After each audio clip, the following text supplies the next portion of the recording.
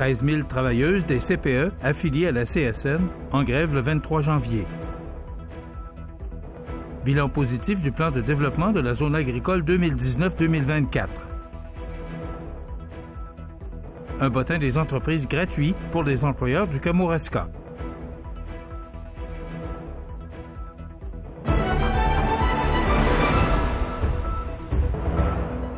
Mercredi 15 janvier 2025. Bonjour, mesdames et messieurs, et bienvenue à votre bulletin d'information régional de ce mercredi sur le réseau de télévision de CMA TV. Près de 13 000 travailleuses des CPE affiliées à la CSN exerceront une première journée de grève le 23 janvier prochain pour atteindre leurs objectifs de négociation. Selon le syndicat, les travailleuses doivent utiliser ce moyen de pression face à un gouvernement qui ralentit inutilement la négociation. Les travailleuses et les travailleurs exigent une entente permettant d'obtenir des gains significatifs pour contrer la pénurie de main-d'œuvre et valoriser les emplois en CPE. La négociation se déroule depuis plus de 8 mois alors que la convention collective est échue depuis le 1er avril 2023. La centrale syndicale, qui représente 80% des CPE syndiqués, est étonné de constater que le gouvernement a pris la décision de régler avec d'autres organisations syndicales avant les fêtes. Pour la CSN, la négociation se poursuit afin d'obtenir des améliorations permettant de freiner la pénurie de main-d'œuvre importante qui touche les CPE. Rappelons que les travailleuses des CPE affiliées à la CSN ont un mandat de 5 jours de grève adopté à 94 %. Les demandes des travailleuses sont, notamment, une charge de travail moins lourde, une meilleure rémunération pour assurer l'attraction et la rétention, des primes de disparité régionale pour les employés de certaines régions éloignées, et enfin, des mesures pour améliorer la qualité des services aux enfants, entre autres, par des ratios bien balisés et respectés entre le nombre d'éducatrices et d'enfants, ainsi que par un meilleur soutien pour les enfants ayant des besoins particuliers.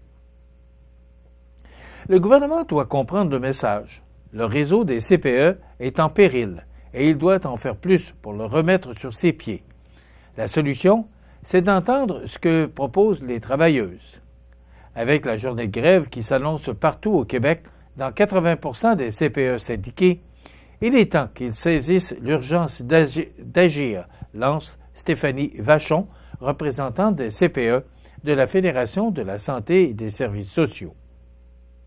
Les familles partout au Québec attendent des places en CPE. Le gouvernement doit tout faire pour développer le réseau et, pour ça, il doit saisir l'occasion de bonifier significativement les conditions de travail et les salaires. On ne peut pas ouvrir des CPE si on n'a pas les travailleuses pour donner les services. Si le gouvernement veut montrer qu'il a à cœur de veiller au meilleur développement des tout-petits, la balle est dans son camp, de conclure Caroline Senneville, présidente de la CSN. La grève du 23 janvier toucherait l'ensemble des régions du Québec, alors que la CSN est présente dans plus de 400 CPE. Les parents concernés seront informés par leur CPE de la possible journée de grève du 23 janvier. Le nombre de CPE affiliés à la CSN représente 64 CPE à Québec et dans Chaudière-Appalaches. Rappelons que la Fédération de la santé et des services sociaux constitue l'organisation syndicale la plus importante dans le secteur des centres de la petite enfance au Québec. Elle regroupe 80% des CPE syndiqués, soit près de 13 000 travailleuses et travailleurs. La MRC de Montmagny présentait en décembre dernier le bilan du plan de développement de la zone agricole pour la période 2019-2024. Ce plan, élaboré par une démarche de co-création inspirée des laboratoires d'innovation sociale, a mobilisé de nombreux acteurs du monde agricole et agroalimentaire. En 5 ans, 13 projets ont vu le jour, contribuant à dynamiser la zone agricole et à préserver les ressources naturelles du territoire pour les générations futures. Les objectifs du plan de développement de la zone agricole visaient à favoriser un développement durable et harmonieux de la zone agricole, à valoriser l'agriculture et le métier d'agriculteur, à soutenir les projets agricoles et agroalimentaires novateurs, à attirer et recruter leurs élèves ainsi que la main-d'œuvre agricole et à diversifier et valoriser la production agricole locale. Pour élaborer le plan de développement de la zone agricole, une vaste consultation a été réalisée, incluant 3 forums régionaux et 8 visites sur le terrain auprès des entreprises agricoles. Cette démarche de concertation a permis d'identifier 15 projets diversifiés répondant aux principaux enjeux agricoles et agroalimentaires. Parmi ces projets, on retrouve des initiatives phares telles que le service L'Artère, le marché de proximité La Chèvre et le Chou, la tenue annuelle de la promenade gourmande, la mise en place de l'atelier agricole avec ses incubateurs et ses jardins collectifs, et l'organisation de visites de sensibilisation chez des producteurs qui avaient pour but de rapprocher les jeunes du monde bioalimentaire. Construit sur une démarche qui a rassemblé plusieurs acteurs, la MRC de Montmagny observe des impacts dépassant les projets réalisés. Le bilan des 5 dernières années est très positif, malgré les défis imposés par la pandémie et qui a tout de même compliqué la réalisation de certains projets.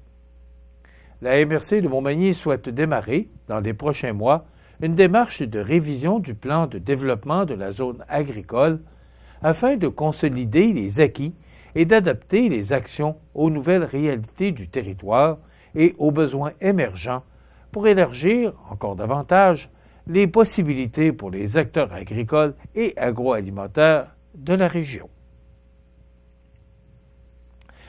Un bottin des entreprises gratuit pour les employeurs du Kamouraska. On vous donne plus de détails après la pause. C'est à travers le respect et le besoin de faire plus pour les familles en deuil et l'expérience qui s'est transmise de père en fils que la maison funéraire Laurent Normand a su au fil du temps se bâtir une réputation de confiance. La maison funéraire Laurent Normand à Montmagny. Laissez-nous vous accompagner. Atelier Bois, fabrication de mobilier et armoires sur mesure. Que ce soit résidentiel, commercial, institutionnel, nous allons plus loin qu'une simple fabrication. Nous la créons à partir de vos idées. Atelier Bois, fabrication sur mesure, 248 14 85.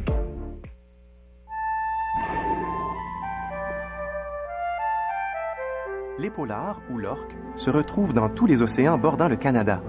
Cet animal intelligent se situe au sommet de la chaîne alimentaire. Étant déjà une espèce en péril, les épaulards sont menacés par les toxines présentes dans leur alimentation. Nous devons garder nos océans propres afin d'assurer l'avenir de l'épaulard.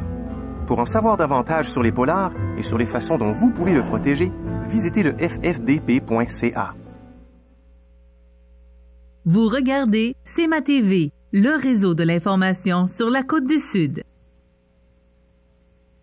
La MRC de Kamouraska annonçait hier la mise en ligne d'un tout nouveau bottin des entreprises sur le site Internet lecamouraska.com.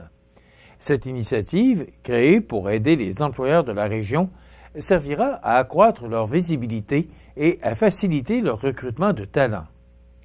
Dès l'annonce de la disponibilité de ce nouvel outil de travail, tous les employeurs du Kamouraska pouvaient se rendre sur le site lecamouraska.com dans la section « Connecte-toi » pour s'inscrire gratuitement et créer une fiche entreprise personnalisée qui apparaîtra ensuite dans le bottin des entreprises dans la section « Trouve ton emploi ». Cette fiche permettra aux employeurs de mettre en avant des photos et des informations clés telles que leurs dernières réalisations, leurs projets en cours, ainsi que les avantages sociaux qu'ils offrent, permettant aux chercheurs d'emploi un aperçu complet et attractif des entreprises locales. Le bottin des entreprises facilite aussi la mise en relation entre employeurs et chercheurs d'emploi et permet non seulement aux chercheurs d'emploi de repérer facilement les entreprises qui recrutent, mais aussi aux personnes intéressées par un déménagement dans la région de découvrir la diversité des employeurs et des opportunités de carrière. Enfin, ce bottin donnera l'opportunité aux chercheurs d'emploi de soumettre des candidatures spontanées à leurs entreprises préférées, même lorsqu'un poste ouvert n'est affiché. Le bottin des entreprises fait partie des nombreuses initiatives de la MRC de Kamouraska pour renforcer l'attractivité de la région et favoriser le recrutement. J'invite les entreprises à s'y inscrire en grand nombre mentionne le préfet élu Sylvain Roy. Il servira aussi lors des salons de l'emploi pour faire la promotion du territoire, de ses emplois et de ses ressources en accompagnement. Le bottin des entreprises offrira plusieurs avantages aux employeurs du Kamouraska, dont, entre autres, une visibilité gratuite, une augmentation des candidatures et un accompagnement personnalisé, alors que les employeurs pourront recevoir de l'aide pour créer leur compte et compléter leur fiche entreprise. Rappelons que le nouveau site Internet, le kamouraska.com, a été soutenu financièrement par le Fonds du Grand Mouvement de Desjardins. Exceldor Coopérative et Banques alimentaires du Québec annoncent le lancement de Sous nos ailes, un programme de dons dédié sans précédent au Québec. Dans le cadre de ce partenariat historique, Exceldor Coopérative fournira, chaque mois, un minimum de 12 000 kg de protéines, représentant plus de 120 000 portions de volaille, selon le système de calcul de dons du réseau des banques alimentaires du Québec. Ce partenariat marque une grande première pour Banques alimentaires du Québec, qui pourra désormais compter sur un approvisionnement régulier en protéines de volaille, un aliment essentiel mais souvent rare dans les dons alimentaires. Ces denrées seront redistribuées à travers le réseau des moissons, permettant d'appuyer efficacement les 1300 organismes communautaires affiliés à travers le Québec.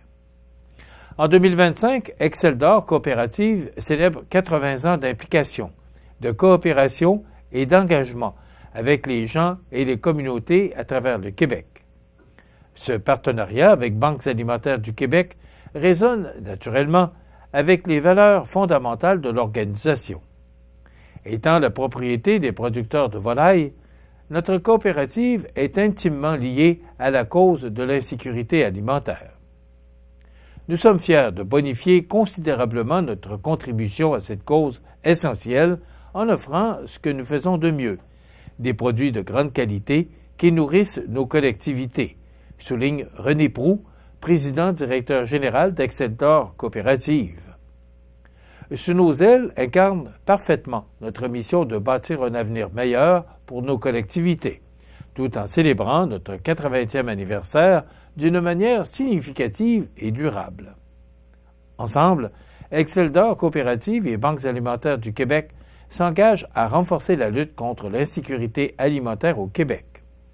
Ce partenariat démontre l'importance de la collaboration entre le secteur agroalimentaire et les organismes communautaires pour répondre aux besoins grandissants de nos collectivités.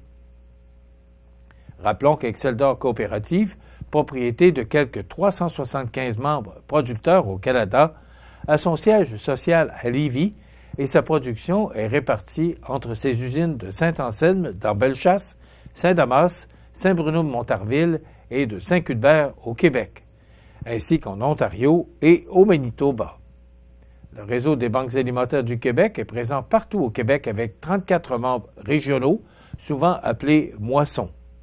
Ceux-ci assurent un approvisionnement en denrées nutritives à 1300 organismes communautaires qui offrent de l'aide alimentaire à des centaines de milliers de personnes à tous les mois.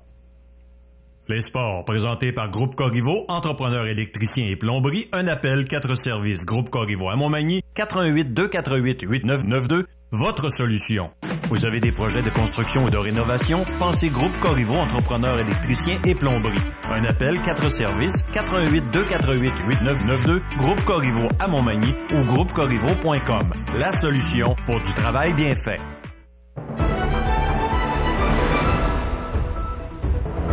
Les seigneurs de la Pocatière au sport dans la Ligue senior KRTB étaient en action vendredi dernier, 10 janvier, en recevant les Panthères du Haut-Madawaska.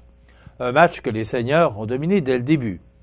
Malgré les absences de certains joueurs réguliers, les vétérans et les recrues ont dû prendre les bouchées doubles. Philippe Pelletier et Joshua Desmarais ont obtenu 5 points chacun, alors qu'Alexis Beaulieu a compté 2 buts. Après une période, c'était déjà 6-0. La partie s'est terminée au compte de 10-3. La semaine prochaine, soit le samedi 18 janvier, à 20h, les seigneurs de la Pocatière se rendront à Rivière-Bleue pour y affronter le frontalier de l'endroit.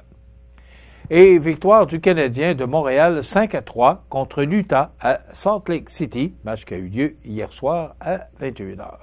Voilà ce qui complète votre bulletin d'actualité de ce mercredi 15 janvier. Dans un moment, les prévisions de la météo et l'état des routes. Voilà, c'est tout pour l'instant. Bonne journée, mesdames, messieurs. Pour rejoindre la salle de nouvelles de CMA-TV, nouvelles au pluriel @cmatv.ca ou encore 88 241 13 13 poste 226. Les prévisions de la météo. Une présentation de Promutuelle Assurance Montmagny-Lillet. Toujours à l'écoute de vos besoins.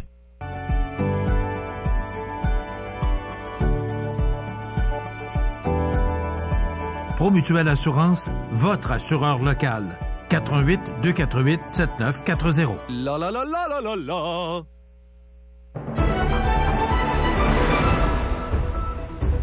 Alors, je ne sais pas si nos météorologues reviennent du temps des fêtes un peu fatigués, mais lundi, je vous annonçais qu'il n'y aurait pas de soleil de la semaine. Quelques minutes plus tard, le gros soleil toute la journée. On annonçait un petit 2 cm. On a eu plus de 5 cm hier, quand même, passablement de neige. Alors, je vous annonce que nos météorologues nous prédisent pour les prochaines heures du temps nuageux, mais toujours avec un petit bémol. Si on regarde l'image de satellite, vous la voyez, cette masse nuageuse actuellement, et l'image radar là, qui va nous démontrer que il n'y aurait pas de précipitations pour les prochaines heures. Donc, en résumé, ça nous donne pour au mercredi, ce milieu de janvier, du temps généralement nuageux, 40% de probabilité d'averse de neige en matinée, vent jusqu'à 15 km/h, maximum de -5, avec le vent, -16 ce matin et -11 cet après-midi. Ce soir et la nuit prochaine, du temps généralement nuageux, vent devenant du sud-ouest à 20 km/h en fin de nuit, minimum de -11, avec le vent, -10 ce soir et -18 pour la nuit prochaine. Demain jeudi, alternance de soleil et de nuages, vent du sud-ouest de 20 km/h qui deviendront légers en après-midi, maximum de -8. Pour vendredi, c'est le retour du beau temps, soleil, nuages avec un maximum de -5. La fin de semaine s'annonce à 50% du temps nuageux pour samedi, avec 40% de probabilité d'averse de neige, alors qu'on nous parlait de 5 à 10 cm. Là, c'est moins certain, maximum de 0. Et pour dimanche, c'est le retour du soleil avec de fréquents passages nuageux et un maximum qui est au-dessus des normales de saison, avec 0 degré. Justement, parlant des normales de saison, elles sont de -8 le jour, -19 la nuit. Le soleil s'est levé à 5h24 ce matin et se couchera à 4h20 cet après-midi. Les journées qui commencent, là, ça commence on aurait gagné une petite demi-heure là, au cours des prochains, depuis le 24 décembre, alors que le solstice de l'hiver était le 21 décembre dernier. C'est -9 degrés à l'extérieur des studios de CMA-TV actuellement. Les vents soufflent faiblement de direction au sud-ouest à 5 km/h. L'humidité est à 79% et la pression barométrique est à 101,2 kPa. Voilà, dans quelques instants, l'état des routes. Pour le menu de cette journée du 15 janvier, dans quelques instants, on vous présentera la chronique culturelle avec Mireille Soucy des Arts de la Seine. Et on reçoit Régent Lemieux, qui est le nouveau président de la fondation du Cégep de la Pocatière. Bien sûr, on va parler d'actualité parce qu'il y a beaucoup de sujets et il y aura les avis de décès. C'est le menu de cette journée du 15 janvier. Je vous souhaite donc une excellente émission à notre antenne.